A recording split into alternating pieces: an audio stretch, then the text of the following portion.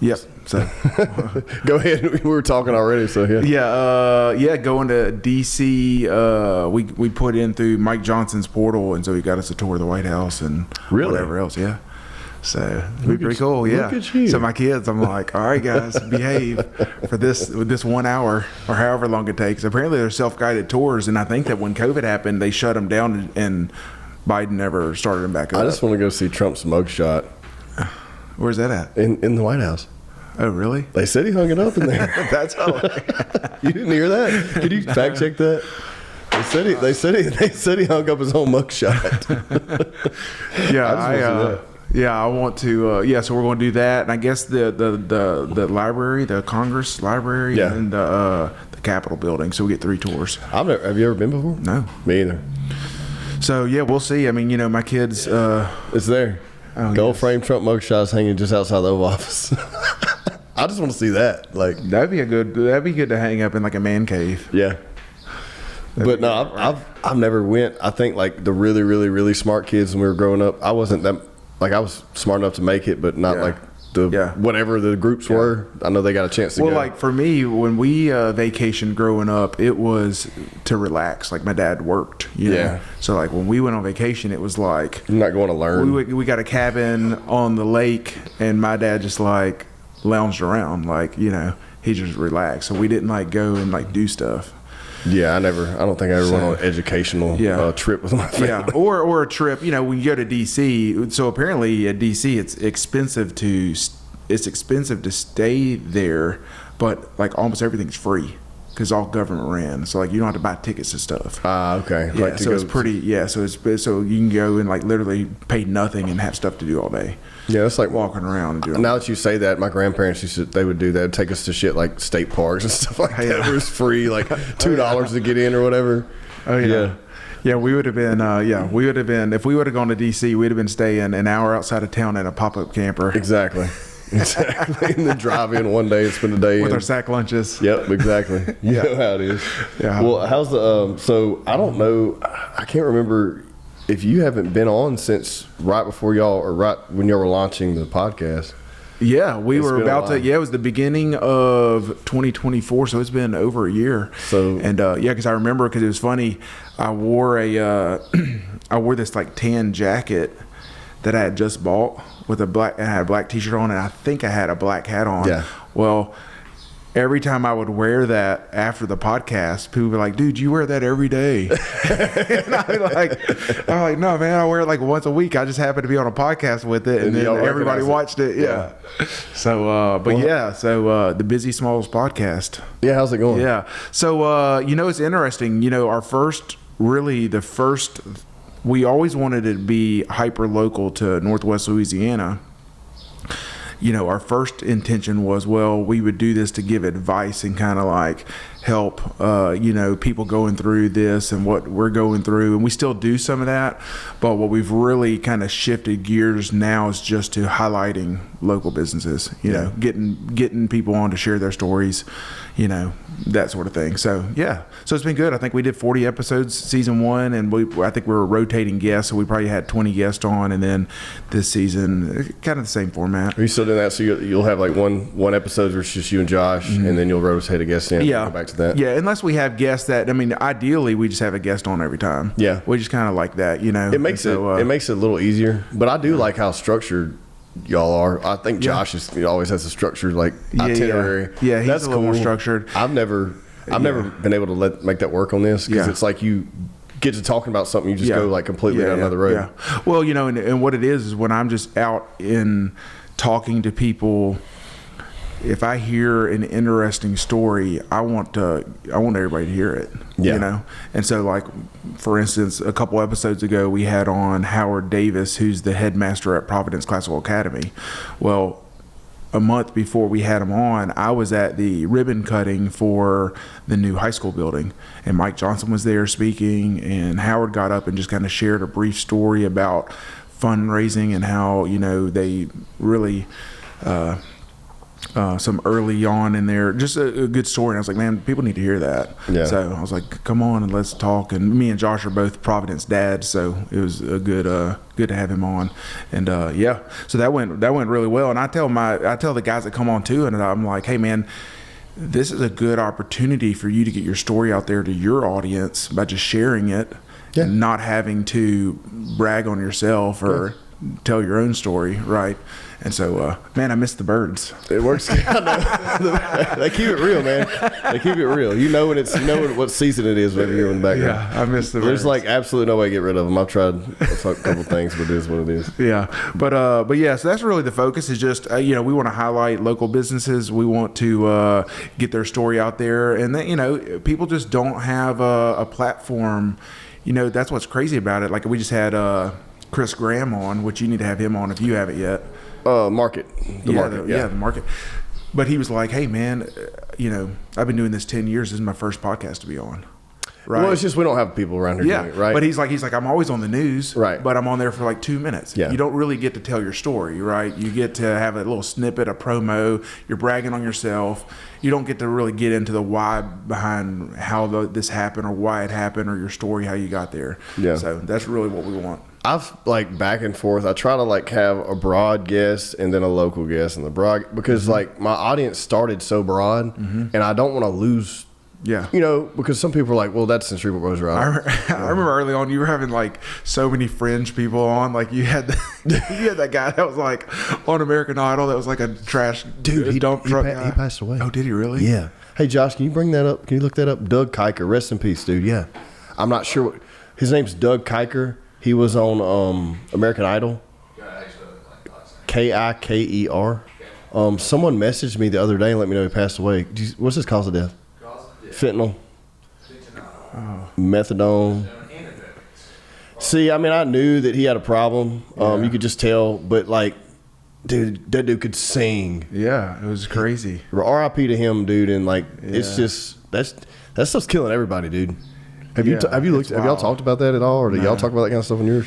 We don't talk about that too much. In fact, I would say the episode we recorded yesterday is the most political we've gotten because we had Adam Lytle on. He'd be another one for you to get on. Oh yeah, I love Adam. But, I was asking him the state of the economy and the unrest because he's a very smart guy, and a lot of that ties to real estate.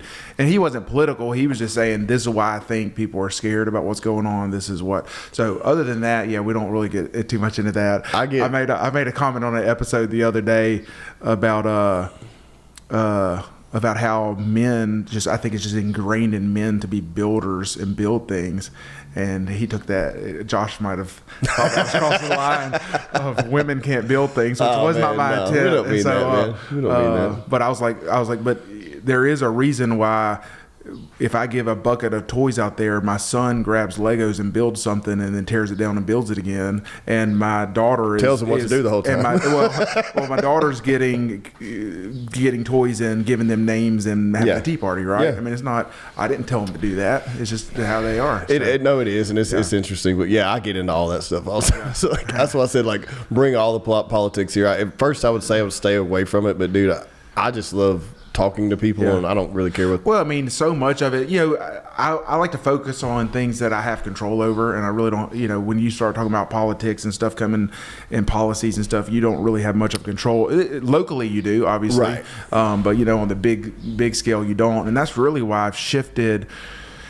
I've kind of broad ranged my business scope to starting these trade companies and doing different things because I have so much more control over those, right? Like the government can't really do a whole lot that hurts those companies like they can in real estate. Right. Like interest rates and jacking with the economy. So that's been your main motivation, you think, doing that? Well, it hasn't been my motivation, but it has brought clarity to where I think there are less risky businesses to own. Gotcha. But it comes with things too, right? Because in the real estate world, I have very little liability, and we have great. If there is a mistake made, I have great insurance that is not going to come and bankrupt me.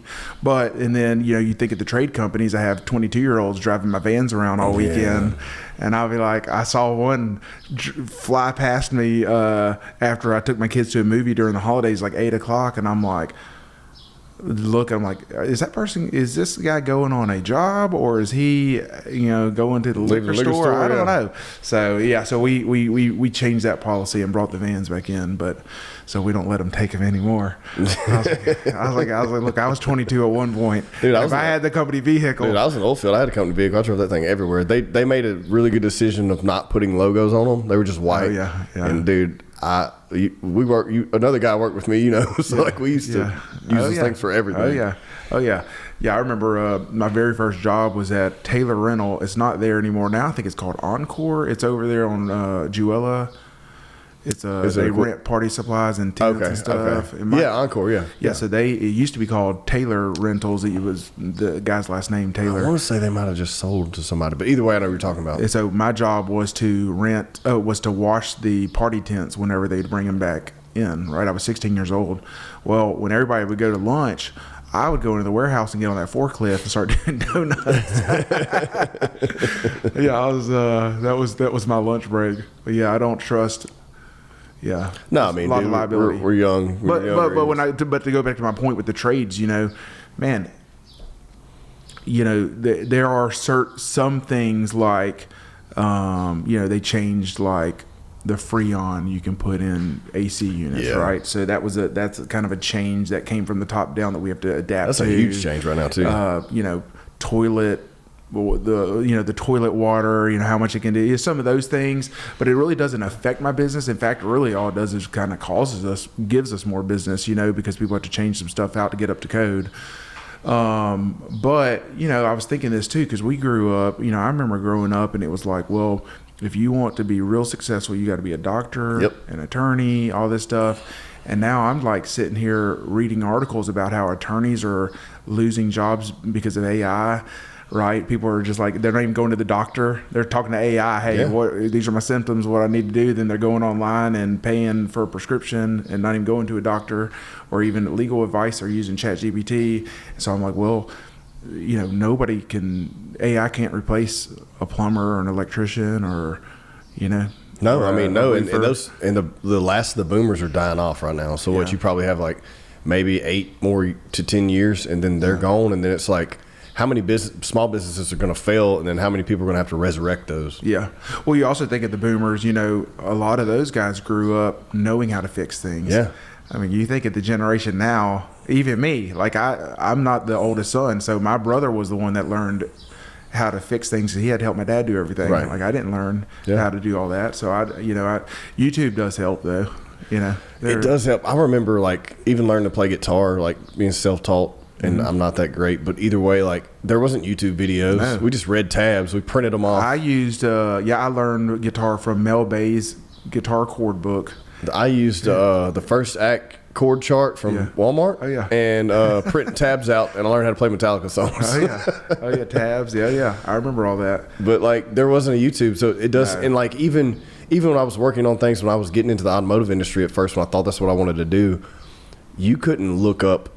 Like you might can find a Reddit thread to find out like some type or some not back then it was just like a forum where someone may have had a similar issue. But you would have to dig through hundreds of pages. Yeah. Now you can literally just type it in and someone's got the thing there. Yeah. So this is pretty cool. So a year when I was on the podcast last time, my son had been playing piano for about 8 months, and I was kind of grooming him or helping him learn how to play in the church band because we never had a person playing keyboard or piano.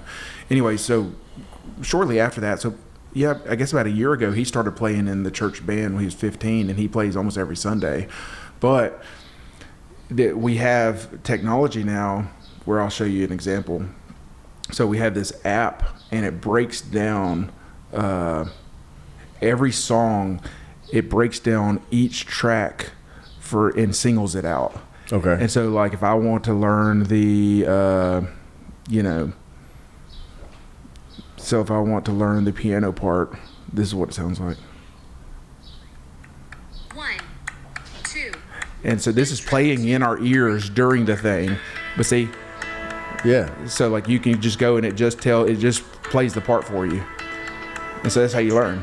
That's crazy. Isn't that crazy? Yeah, it's crazy. And so it's come a long way because I remember, there used to be an app called the Slow. Let's see. the slower downer app. And you would take a song and you could slow it down and you could hear the parts, and so play it real slow and learn it. And I used to use that all the time. And I would use that to change keys too, because that's another thing too, is when you're playing in the church setting is, you have different singers. They don't play in the original key. Yeah. Well, so this transposes everything for you. I think I remember when the guitar tuner app come out on the phone. I thought that was the coolest shit ever. I was like, what? You have to use a manual tuner? So my daughter at Providence in the 3rd grade, they start playing the recorder for the first half of the year. Then they play the ukulele. And so that guitar tuner app has a ukulele thing on there too. Yeah, cool. It's crazy. Do you ever think do you worry what it's going to do? Because we have kids similar age, what it's going to do to them, having access to all that information and them not really, I don't know, man. We had to really work to find what we wanted to do and make a lot of mistakes where they don't have to make hardly any mistakes because everyone's already made them for them. Yeah. How do you feel about it? I think about that. I don't really know how to feel about it. Yeah. I mean, I think that, it's difficult, right? Because you want to protect them. You don't want them to get their feelings hurt. You don't want them to be embarrassed. You don't want them,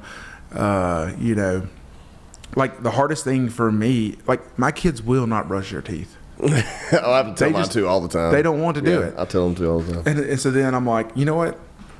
I'm like, they're just going to have to get made fun of for having yellow teeth at school. And then they'll stop. I don't know what else to tell them. Yeah. They just never will. So it's just stuff like that. But yeah, I don't know. Even simple things like this is if we go to a restaurant, we want them to order their own food. I'll make mine do that too. Look at them, tell them thank you. Yep. If you need a refill, you tell them and ask. Just the little things like that, because it's not, man. We just live in a world now. I remember there's this anxiety that they have for talking on the phone, and especially talking to adults. Do you notice they always put it on speaker too? Do you do that? I'm like, I don't want to hear your conversation. I know it's just with grandma, but I don't want to hear grandma today.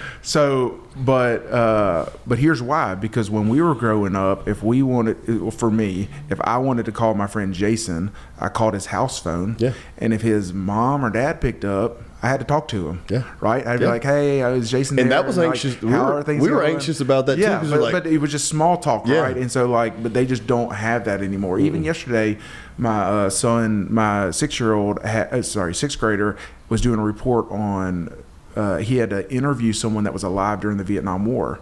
Well, I see him over there texting his grandpa, and I'm like, dude, pick up the phone and call. He's like, oh, well, he's responding to the text. He didn't want to get on the phone and call. Yeah. I'm like, come on, dude.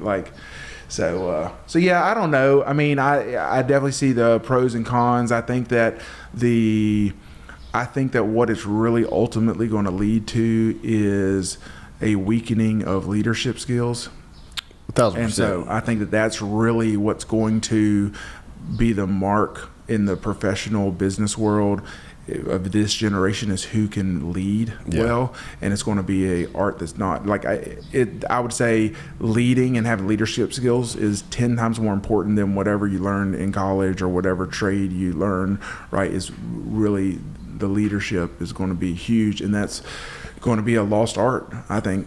No, 1,000%. I think if you could give them any type of interpersonal skills, like you were talking about, some type of wherewithal just to know some type of decision making, give them some reign on decision making, and then also make them do something with their hands. Something. I'm not saying sure, go shovel dirt, but make them do something. That way they have a little bit. That's been my strategy. Is hey, if we got firewood coming in, I have them help me unload it and put it on the rack, stuff like that. It's or just create something. Yeah. Right. I love that. My oldest son, he sees value in trash, right? So we're like, all right, cardboard boxes, break them down, throw them away. He's like, no, I can make something with that. That's cool. Right? And he'll go and he'll get a scalpel out and he'll cut it up and start making stuff, right? And so when we tell, because we're kind of strict on screen time, especially during the week. Same. And they're like, well, what do we do? I'm like, just go make something. Go Lego, draw, do something. Yeah. Right? So my daughter has no problem with that. She would rather do that but then son, he just doesn't know, well, what am I going to do? I'm like, I guess read or play with toys. That's a thing that they don't really know how to entertain themselves. No. So, Yeah, so it's definitely a battle for sure. But it's what's crazy is like, so for one day out of the week we do no screens, and so usually on a Monday or Tuesday night, just no screens, TV, nothing, no screens are on the whole house. And so you participate in that too? Well, I limit it. Yeah. So, but we have no screens. Oh, they'll remind me, hey, Dad, it's no screen time. Get off your phone. Yeah. But what I see is they like the siblings that normally fight with each other all the time start playing together, right? Because if I can't be on a screen, I got to figure something out. I might as well just play with my siblings, and they get along, and they're respectful. It is funny because I remember my mom like getting on our ass when we were younger, and like it's funny to see them be at each other's throats and then in the same breath like each other and laugh. I'm like, y'all are crazy. I would say another thing that I've noticed that I really want for my kids is, and this kind of goes into speaking to strangers, and ordering food, but public speaking. Man, I have so many peers and people that are, my age or in their 30s that have never spoken in front of a group of people, and they're terrified to do it. When did you start doing that? I know you were a teacher, right? But like that was children. Yeah, like, obviously I remember in college having speeches that I had to prepare for, but even in... When did it become easier for you? I think that, most of my leadership was through the church. Okay. I remember being a sophomore in high school, and the youth pastor at the time, he kind of came in when me and my friends were freshmen and sophomores in high school, and the juniors and seniors, there were none. They had already left the church. It was a pretty big church here in town. And I remember him really developing us into leaders by saying, hey, like he would just come, simple things. He would say, hey, I noticed there's a new kid at church today that's about y'all's age. Why don't y'all go invite him to come sit with us, right?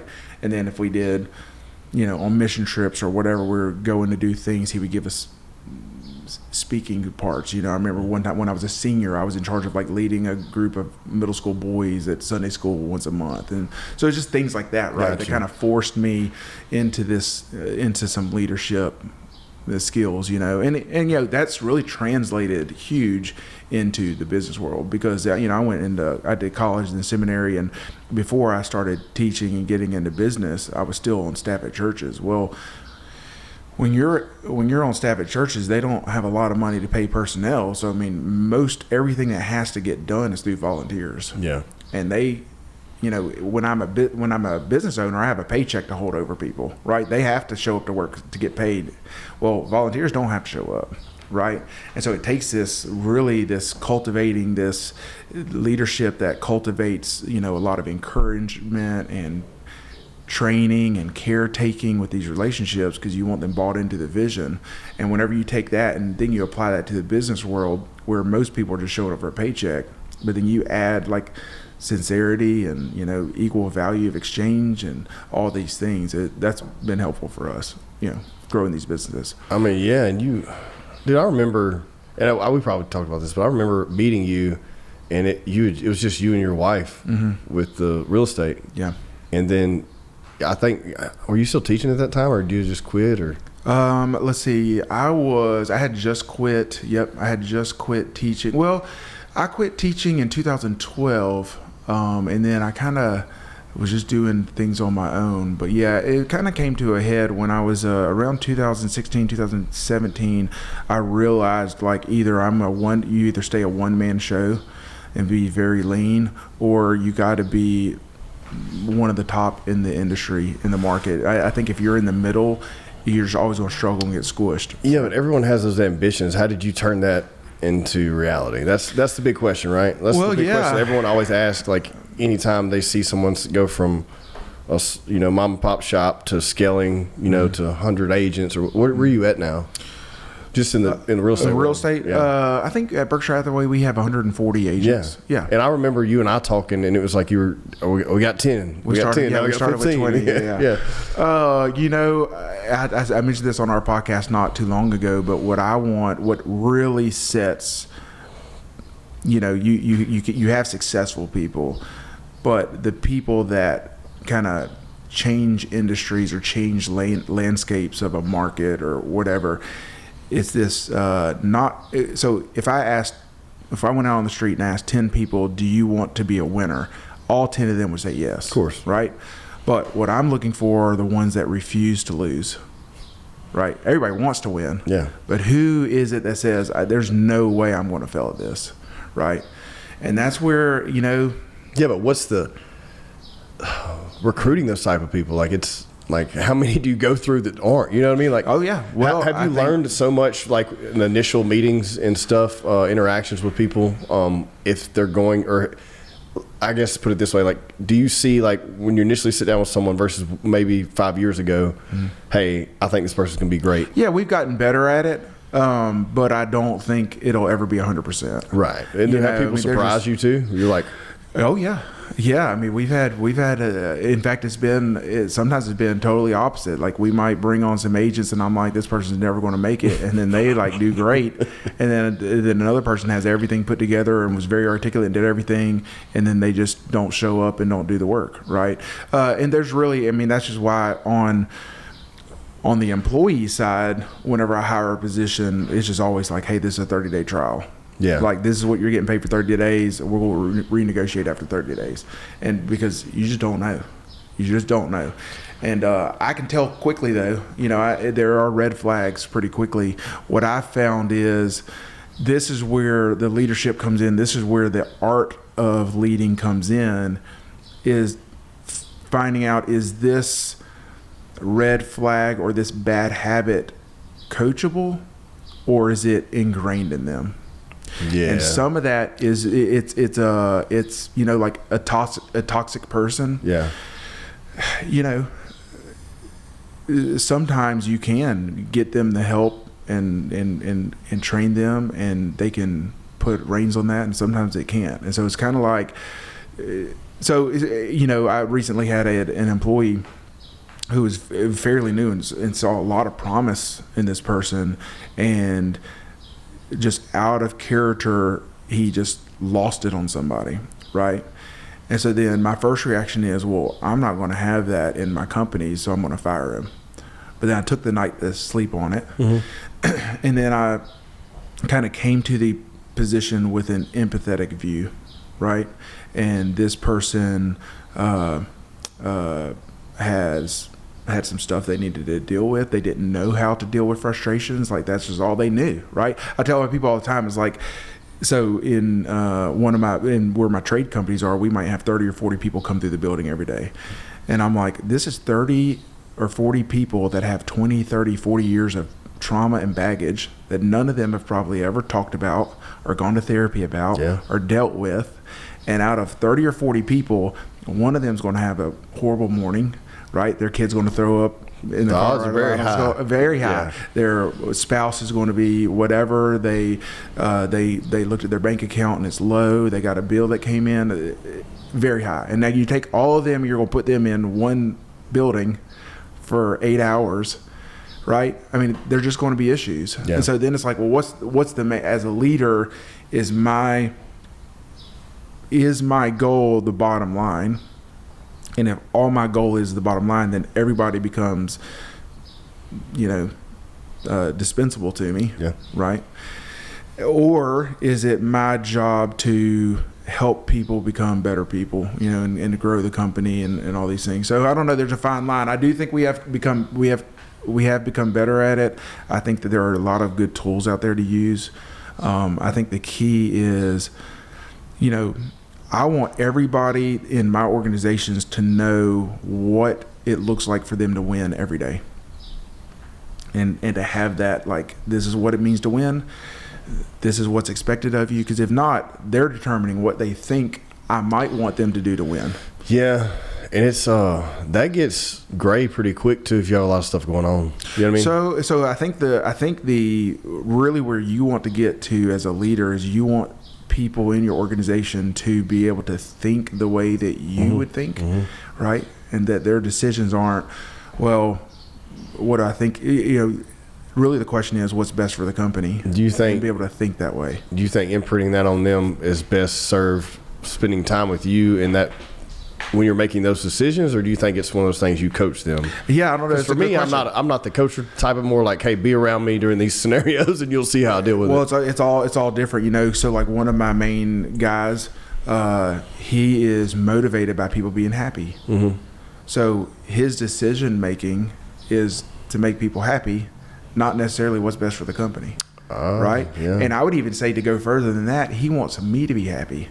So he'll even withhold information or make decisions that he thinks will make me happy, even if it's not best for the company. Because making me happy is not always best for the company, right? Right. And so it's tricky, right? And so everybody's different. So I think, you know, you just really have to figure out what it is that's motivating them and then have those conversations. And so, like, you know, me coaching the person that had the bad instance and blew up, and then me coaching the person that is just driven to make me happy, and then me coaching the person that is just driven by the numbers in the bottom line. I'm coaching them all three different ways. Yeah. So I don't know if there's a clear answer to it. That makes sense to me. I think that it is an art, and I think that you just have to keep developing and learning and learn from mistakes. And I mean, I've hired horrible people. I've let people stay too long. It's really funny is last time when I was on this podcast, since then in 14 months, I have turned over out of my probably 6 key positions in all my organizations. I turned over 4 of them. No shit. Yeah. And, you know, it kind of came to this point where we grew so fast. And if these leaders, like if you're in an organization that's growing, you have to be growing, mm-hmm. right? Because if not, the spotlight is eventually going to turn on you. Yeah.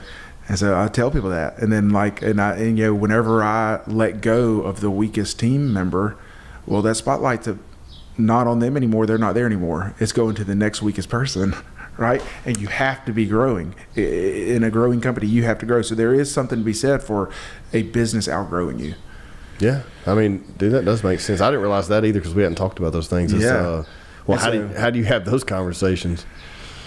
Which ones? I mean, those key employees. Like, well, here's what I want to do. I want to make sure I want to be able to sleep well at night. Right. I want to make sure that I've given this person every single opportunity to succeed. And if I can say, man, I have given them every opportunity to succeed. We've had the conversations of where they need to work. I've given them the tools and the space to be able to work on those things, and it's still not getting done. Mm-hmm. Then I can rest easy knowing, hey, they had every opportunity to do it. Right.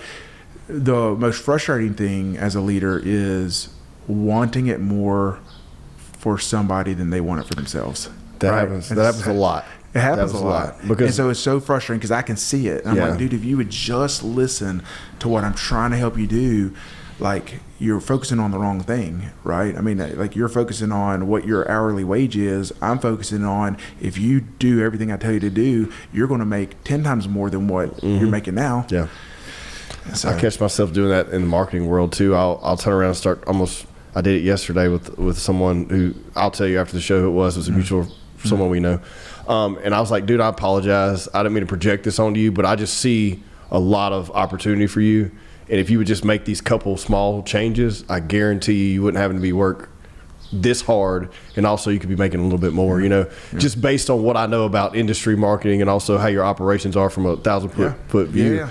And he's like, no, man, I appreciate that. You know, I think God brought you by today just to tell me that. I was like, well, that wasn't I didn't want him to come do that. That's not what I'm here for today. But also, have you thought about these things, man? Yeah. You know what I mean? And I catch myself doing that sometimes. I'm like, shit, I need to shut up because that's not what I'm getting paid for. But there's so many people out there that they just need someone to give a little bit more input to, you know, like, hey, I haven't thought of that because they're just in it so much, you know? Yeah. I mean, you know, I say, and I'm not talking about employees. I'm shifting to like people who are running businesses. Yeah, and stuff, and you know? well, you say that you weren't brought to that conversation to say that, but you know, I think that the knowledge that I have, I want to impart that on anybody that wants to hear it. Yeah. I mean, yesterday I go to this really small car dealership. So I sold. I had 2 classic cars. And you got rid of them? Yeah. Damn. So here's the thing. I'm not I can't tinker. Yeah. Like I can't pay somebody a couple $100 every time I want to drive in my car. You have to. You have to be a tinkerer to have one. But I have a new project. Okay. So I'm buying a 2002 Ford Excursion. Hell yeah, diesel. Yeah, the 703. Oh, hell yes! You just got me excited. I've always wanted one. Yeah, so I guess I got one. And of course, they have high miles. What is those it? things. What is it? Is it what trim? It's black. Yeah, but I'm getting it repainted, so I'm blacking it out. Going to put a lift on it. Hell yeah! Laurie's always like, "What are you going to do with that?" I was like, "That's the perfect doomsday prepper car." Well, also you can pull anything with it. Yeah. You can go on trips. Oh yeah, it's massive. I mean, you can drive it to work. Things huge. I mean, yeah. So anyway, so I'm getting it. So I'm going to put some money to it. However, I go to this small dealership. The guy gets in the car. Apparently, whenever I came up, somebody noticed who I was and told this guy, "Oh, he's a big real estate guy or whatever." So we get in the car and I'm test driving it, and he just kind of like opens up. You know, he's like about business stuff. He's like, "Man, I heard you're real successful. Like, what do you do to get successful?" He's like, "I'm selling cars. You know, I have 4 little kids. I'm 28 years old. I bought a house." And I'm just like, "Dude, never sell that house." Right? You get 2% interest on this house. Yeah. Never sell that house. Get it, rent it out, go get your next house, and just give them advice, And but I think that's it. I don't think that I think there's so many opportunities for us to take what we've learned and just help people out. The other day, a parent on my son's baseball team, I noticed his company logo, and I just asked him. He's like, "Yeah, this is a company I started 4 years ago," and he's like, "Man, it's just a grind. I don't know how to stop doing the work and to be able to grow." He's like, "It's just me. It's me and my wife, and and business is good, but it's just like I don't know how to take the next steps." So I'm like, "Well, let's go get lunch. I'll tell you what I think." And he can take my advice if he wants, but I know what I would do in this situation. Yeah. And I've done it before. And I've had those conversations with people so many times. And it took me, you've known me for over 10 years. It took me 7 years to do what I should have done, but it takes sometimes it takes people a while, or it's like where are they uncomfortable enough to make the decision, or where they're comfortable enough to do it, Yeah. But I don't know if you're ever comfortable enough, and I don't know if you ever want it to be, right? If you're comfortable, you're never going to take the step, right? But it's always like, oh, well, maybe if I have enough money, then that conversation always comes up, right? And I think that's kind of where my success has come from, is being aware of what I'm good at, and what I'm good at is seeing the big picture, and that's just kind of what I do. I just kind of like, hey, if I make these few changes in 3 years, this is going to be the result, right? And so I think that's just kind of what's uniquely I've been wired to do. And I used to be apologetic for it and almost feel guilty for that, because it comes so natural and easy and I enjoy it. I feel guilty that that's like my job now, right? And it's also people like they may think you lack emotion in what you're doing. You know what I mean? Yeah. Well, there's not a lot of daily fulfillment in some of those things, right? Because it's big concepts, it's thinking of different things. There's not like a checklist, right? And we always want to say, "Oh, I did great today because I completed these 10 things," right? But checklists overwhelm me, right? And so some of it is just thinking, analyzing. Even my business coach, I'm like putting times in my calendar to block out just to dream and think of what's next, right? So then what's really the growth over the past 18 months to 24 months has been getting the right people around me that can integrate and execute on those things, right? And not only that, but they understand my role now. Yeah. So they're not trying to fulfill that role, and they understand their role as an operator or a technician. And that's really, it always comes back to the E-Myth. That book is just every person in business or wanting to start business, that's the first book they need to read, is the E-Myth Revisited, because that is the thing, is that, like, even talking to that guy that's his son's on Zeke's baseball team, he's the technician, he's the operator, and he's the entrepreneur. Right. And nobody can fulfill all three of those without burning out, right? You have to start putting people in those roles. So it's hard to do for some people. It's hard to do. A lot of people, like some people will build an entire business that could be worth 10 times as much as it is, but they're still very successful. Yeah. And they just never will. Well, and that's where I want to make a big distinction between my people on, there's a difference between leading and doing. Yeah. Right? When you're leading, you're not doing anything, right? You're leading. I know my wife talks shit to me all the time. She's like, "You didn't do anything." I was like, "There's so much I'm doing. Yeah. You just don't see me completing one task at a time." Yeah, but trust yeah, me, there's yeah. a lot of shit. Well, so if the definition of leadership is getting things done through other people, if there are no other people, then you're not a leader. Right. You're a doer, right? And so there have to be other people that you're leading, and that's a hard concept for some people to wrap their mind around, because they grew up with parents that worked until they died, right? And that's just what they did. And, they just, so that's really to me, is I want the people around me to grow into leaders. And the only way to grow into leaders is to have followers and to delegate. And that is, that's not an easy thing to do. And so that's most of my coaching with my team members is those two things. Do you ever find yourself like being like, well, when is it the what's next question stop being asked? Well, like for you, so it never bothers you that you're always. Well, there's no point of arrival. Right. I just don't think there is. Okay. For you. Yeah. So you don't. Okay. Well, I don't know if there is for anybody. I think that if anybody says, okay, well, I've arrived to the place I need to be and put it on cruise control, they're going to get past it. That's a very good point. But a lot of people chase an arrival, and they just constantly keep chasing it. They're not thinking ahead the next step past getting there. You know what I mean? Yeah. Well, I just don't think that person ever is going to be happy. Right. Because it's really, right, that's the trick. The trick is my life's going to be happy when I get to this point. Define happy for you.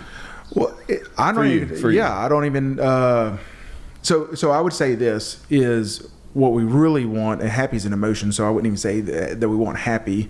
We want joy, right? And we want to be able to find joy in stressful times and non-stressful times, in times when the bank account's low and when it's high. Like we that's really what we want. The fulfillment is joy.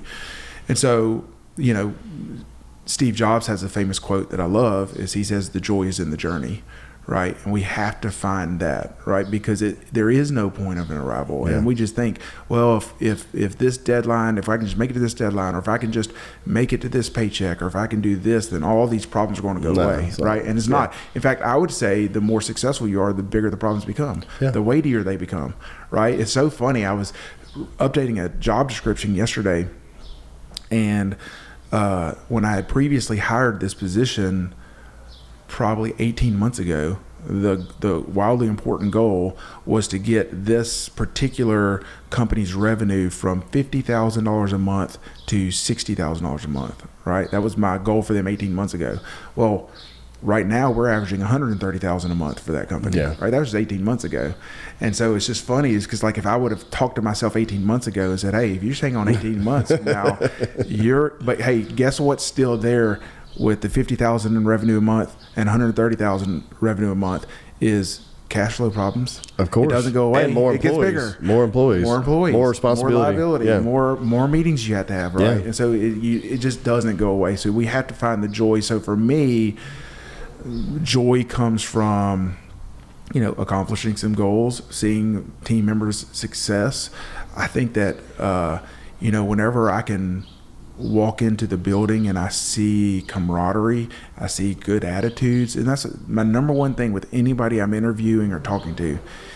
If you can have a good attitude and a hard work ethic, and you're with me, you're going to be successful. That's all I'm asking of you. I'm not asking you to be creative or any of those things, maybe for some people, but like I want you to have a good attitude and to work hard.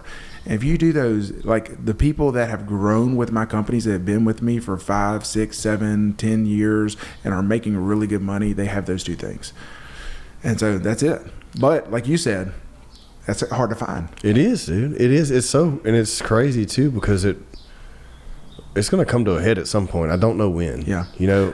But it's going to. It's just, it has to. It's math. Yeah. Just. I read this quote the other day, because talking about what is your joy or what makes you happy, and it might have gone viral on Facebook. I just saw it and it stuck with me. But somebody had posted, if your job allows you to be at your kids' school functions and be at home every evening and every morning with your kids, then you're already winning at life. Yeah.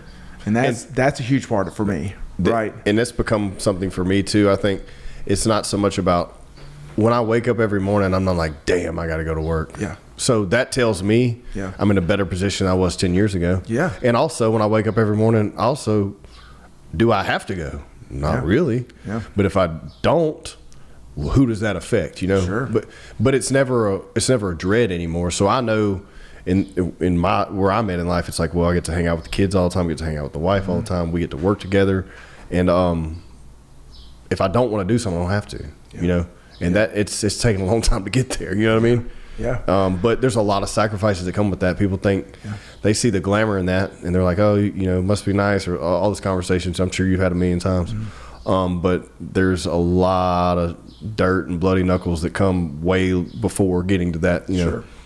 Yeah, I think that, you know, if I'm thinking through just some kind of mile markers, if you will, on my trajectory, I mean, I just remember being able to pay for a babysitter to go on a date night.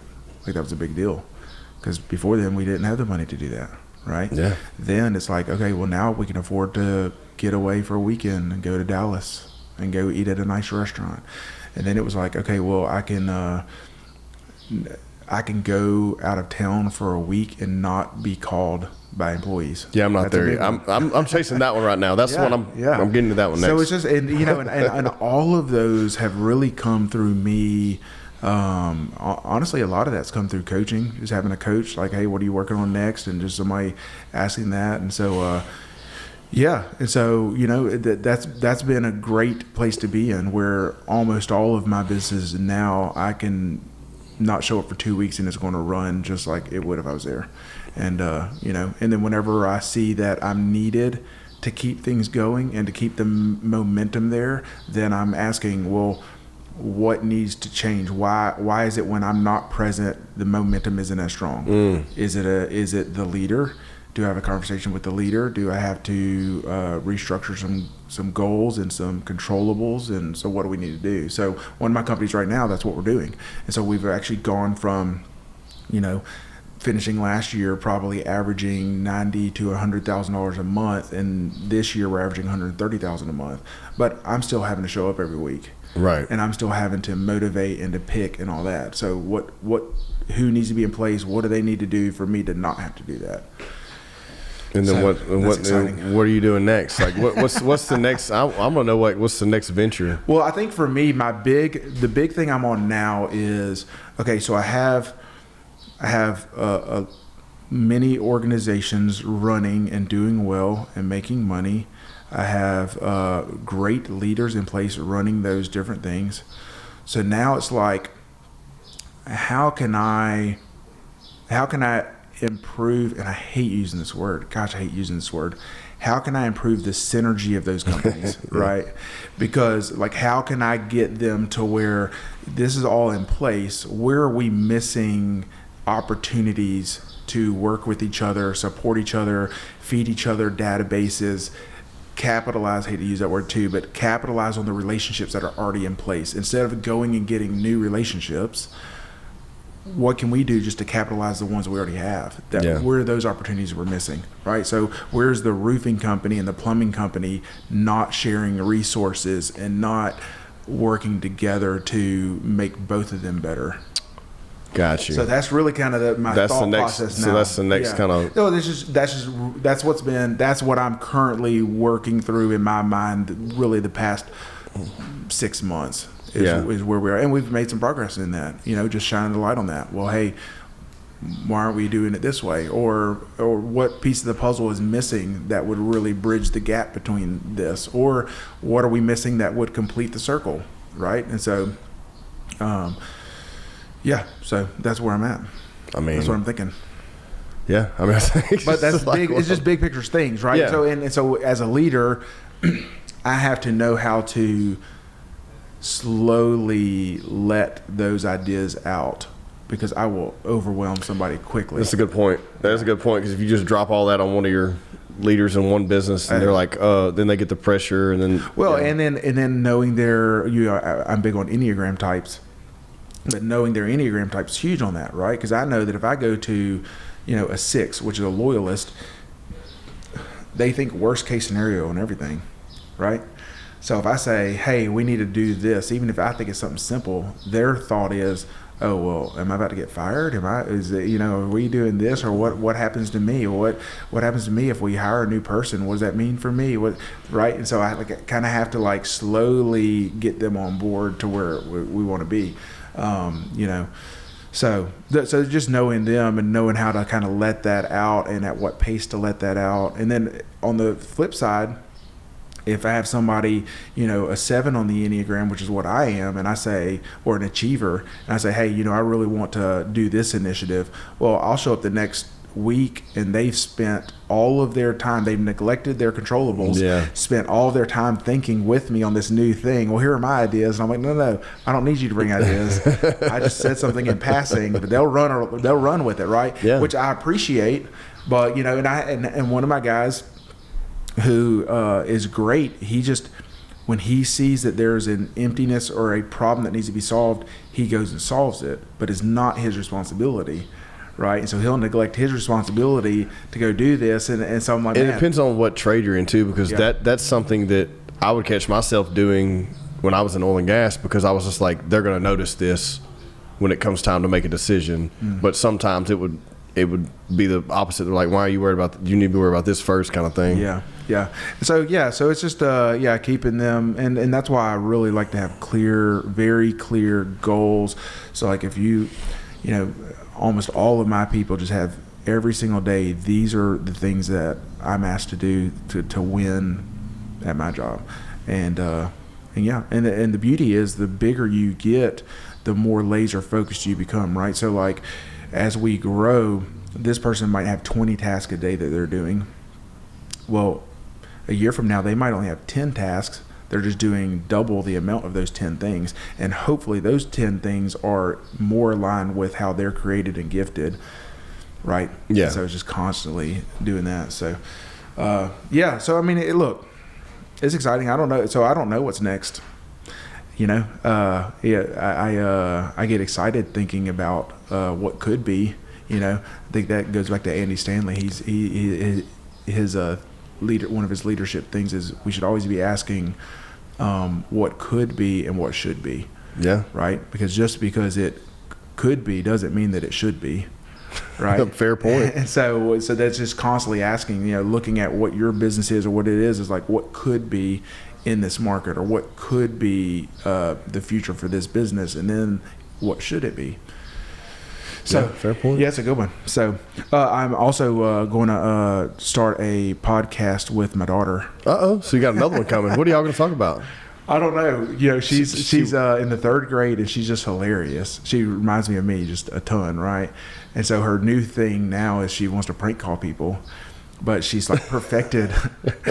She's perfected this British accent, and so she prank calls them, and it's really funny. And we just sit there around, the whole family just sits there and just laughs at her. Who's she call it like? Oh, she'll call Sonic and try to order a pizza. So nice. She'll be like, I want a pizza. Anyway, so we went to the farmer's market, and there's a British baker there, and she makes sourdough bread. Mm-hmm. And so I told Anna, I said, hey, go talk to her in your British accent. And so she starts talking, and the British lady's like, are you from England? and then Anna just smiles and goes, nope. And she goes, oh, you're just working on your accent. She's like, it's really good. That's hilarious. Yeah. So, no, just get her. It's kind of like I want with my kids to have just kind of a thing just between us, right? So, like with my oldest son, like we're into music. And we play music together, and we bond, and we can kind of talk music. And he's always like, listening to, he'll find like the other day he's like, man, I'm just so jealous that y'all got to grow up in the 90s. He's like, the music was so good, right? And so, we used to say that funny to our parents, like the 70s, yeah. So he's just big into music, and so I have that with him. Then my youngest son is into sports. He's the only one out of my kids that have had a desire to play, and I never wanted to force anybody to play, but he's competitive and athletic, and so we play baseball and play catch and all that. And so my middle two is just kind of like finding what that is. Mm-hmm. And I think that it would be a very, from an early age, Anna, she's 4 years, we have hours and hours of videos on iPads and old phones of her doing her own like YouTube channel, right? I mean, nobody saw it, just us.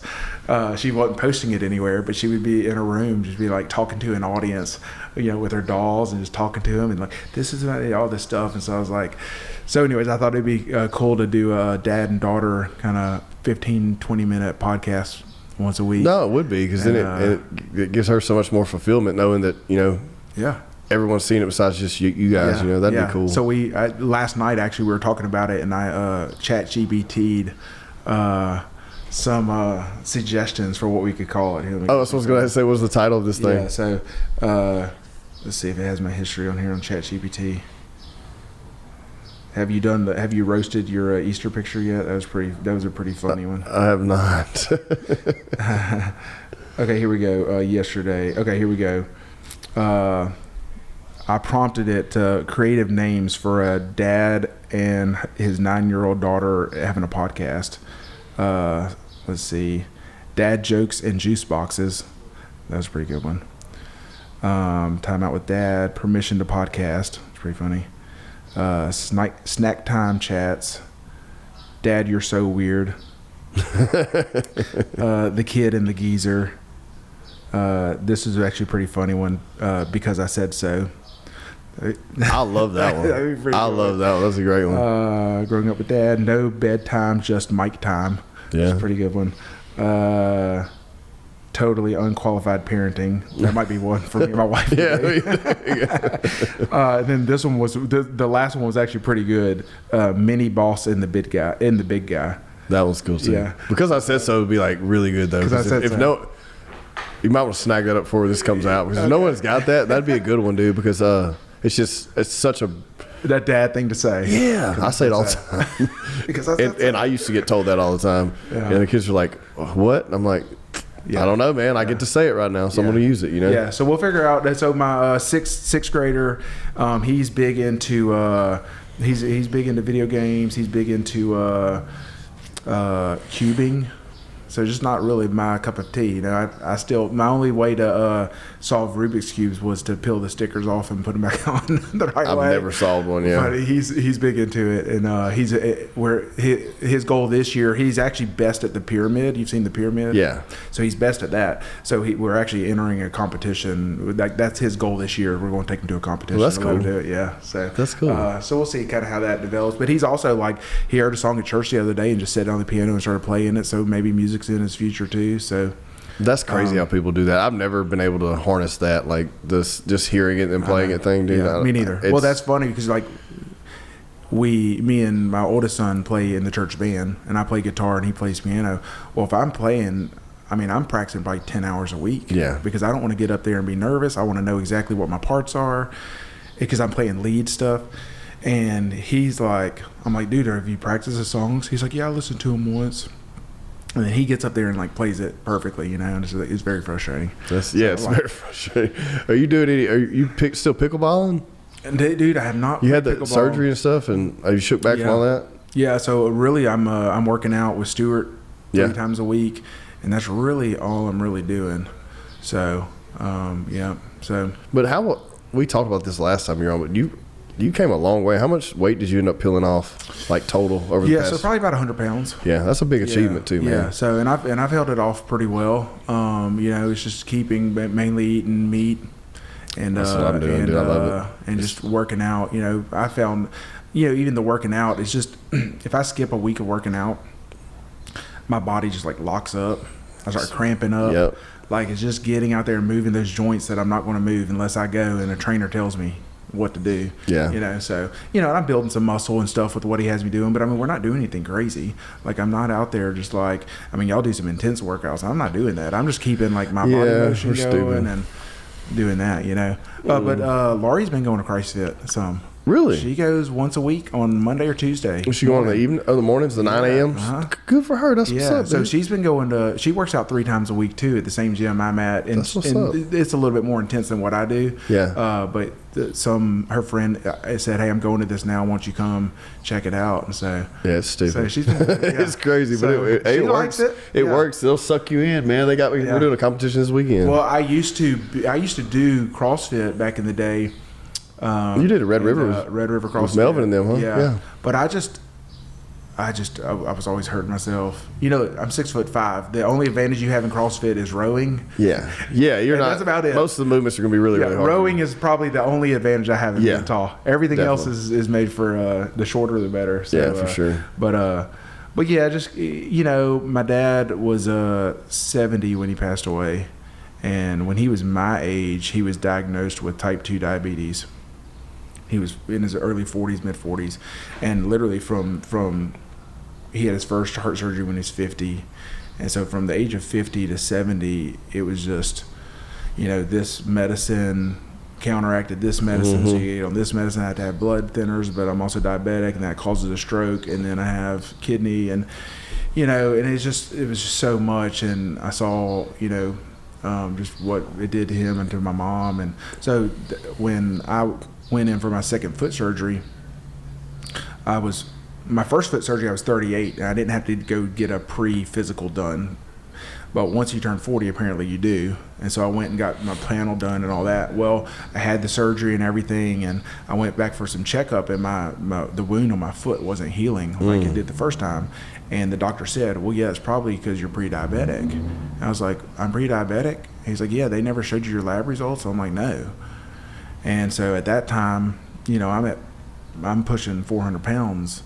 And I'm like, well, I'm not going to do this. Yeah. And so that's just when I got real serious about it. And you know, the doctor put me on some medicine for 6 months, but I lost weight. I was off of it in 6 months. You know, I got off of it. Yeah. So, yeah, I know you did most of it the hard way. Yeah, but I was just like, you know, and I just don't want to repeat that pattern, you know? Yeah. And so we'll see. Even if I pass away at 70, I want to enjoy it up into the end. Yeah, not to be something where you got to gruel for 20 years. Yep.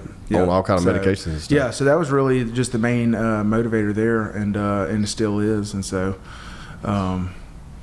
yeah, I'm not. Pickleball's fun though. Tennis. I thought about going to tennis. Build a pickleball court, bro. We need one in North Berkshire, bro. So I did create a music room at my house. Got closed in part of the garage, and one of the things you told this place, you got rid of the cars and put the music room. That's right. So we went to Frisco, and they had a video game museum, which is, you got to go to it. They have every single video game system ever made, and you can play it. It's awesome. It's in Frisco. Yep. Okay. It's attached to the library. Okay. And then it ends with a classic arcade machine, right? So then I was like, well, you know what? This would be awesome to put in the music room. Would be to kind of recreate my bedroom. And so I found this lady was selling one of those wooden TVs that sit on the floor. It's a Zenith. Yeah. It was made in 1984, and they actually had it repaired in 2003. So I go in there, and it's like this couple, they're like in their 80s, and the daughter's helping them. She's in her 60s, and it's a working Zenith TV. Hell yeah. So I bought it for $100. And then I bought the original Nintendo for $100 with some games, and I got Duck Hunt, got it set up, and so then I bought a piece of wood paneling and put behind it. Yeah. And then I hung up 3 posters that we moved a lot growing up, but I always had these 3 posters that I moved to every bedroom. It was the one of Michael Jordan doing the free throw dunk. Yeah. It was the poster of Bo Jackson with the shoulder pads and the baseball bat. Yeah. And then it was this 1980s yellow Lamborghini. I think I bought them all at the book fair one year. That's great. And so anyways, I got online and I ordered them. And so I have that now set up. So I have my Nintendo original, and so like even. What does your mom think when she goes in there? What does she think? My mom? Yeah. She hadn't seen it yet. She hadn't seen it yet? No. Oh, she's gonna see it. She needs to see it, dude. That's awesome. But my kids love it. But just walk in and be like, they just can't. Here's another thing that's hilarious. Is one of the games, Rad Racer. These games are just still, they're old, and so we bought Rad Racer. I really wanted to play it, and I couldn't get it to work, but it would work if I pressed down real lightly on the top of the game. And I was like, you know what? Oh, I remember what I used to do. So I took another game and wedged on the top of it. Shim in there, yeah. And then I pushed play, and you should have seen my kids. They thought I was like the smartest guy. They're like, oh my gosh, Dad. Because like they'll go in there and try to turn it on, and like for 30 minutes can't get a game working. You just got to have the little touch. Got to blow it. Blow on it. Little touch. But yeah, That's been pretty fun. So yeah, that's going to be kind of my new thing is getting some of those retro games in there and get set up. I was playing Punch Out last night, just bringing back so many memories. It's great. Yeah, dude, that kind of stuff right there is, I don't know, the feeling you get from that stuff is just cool. Yeah. Like, well, nostalgic. It was crazy too. Is like my kids love the simplicity of it. Like they just want to play Mario, and they have all these games. Right, they can go play, what's the Minecraft or whatever? Minecraft, what I all play. That's a big one. Yeah, the Roblox. All that stuff. And so they just want to come play the simple game. They love it, and it's hard. That's the thing too. It is hard. Like they like when it ends, they're like, wait. How do I get more lives? I'm like, you just got to start over, buddy. All the way from the beginning, bro. World 1-1. Yeah, that's right. Yeah, so as real as it gets. Yeah, so that's been fun. So yeah, so that's where we're at.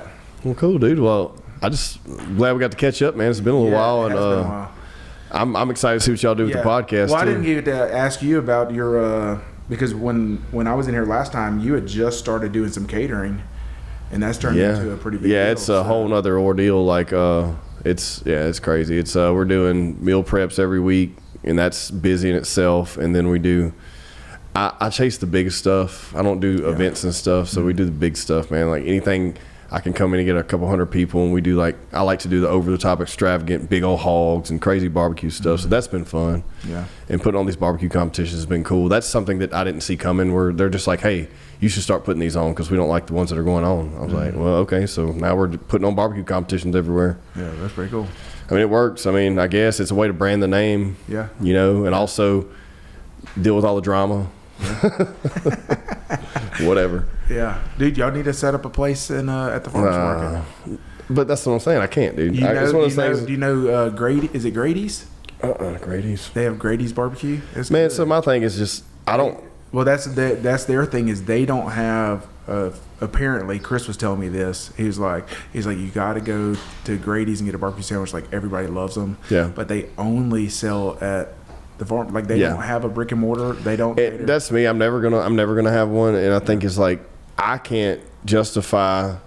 It's money over time for me. It's like, dude, if we're not making X amount, I just can't go do it, because of the overhead. Yeah. But unless it turns into a hobby and it's a family thing. Right. It's different. If it's taken away from family, then it's different. It's if I have to justify, there's still some events we will do that we know we all kind of, it's a group effort and we'll get together and have fun and do it, and we know we're going to make some money, but it's more just chasing the big fishes and doing the competitions and trying to make healthy food for people every week. Yeah. Well, that's I heard a business guy tell me that, and I think through it all the time because I get opportunities all the time. And my mind races, and I think of the what could be and what should be. Yeah. Right. And so the what should be for me is, does it make me more money and cost me less time? Exactly. That's exactly what that's in that business. That's how I look. In this business, I'm grinding every single direction, trying to build the foundation. Still, you know what I mean. But we'll get there. You know how it is. Oh yeah. Cool. Thanks for having me on. Hell yeah.